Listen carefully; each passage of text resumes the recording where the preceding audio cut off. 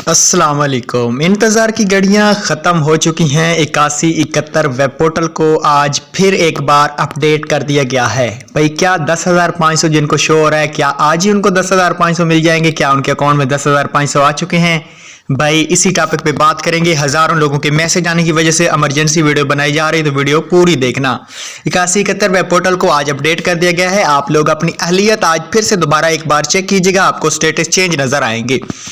भाई अगर आप ओल्ड बेनिफिशियरी हैं, आपको पहले से पैसे मिल रहे थे और आपको अब शो हो रहा है कि आपके 10,500 रुपए आ चुके हैं, तो अभी आपने सेंटर पे बिल्कुल भी नहीं जाना, क्योंकि आज सिर्फ 8171 पोर्टल अपडेट किया गया है, बल्कि आपके अकाउंट में पेमेंट ट्रांसफर नहीं की गई। मेरी बात ये याद रखना, जैसी पेमेंट आएगी पहली वीडियो इंशाल्लाह आप हमारे चैनल पे ही देखेंगे, तो हमारे चैनल को सब्सक्राइब करें, अच्छा सा कॉमेंट करके जाना।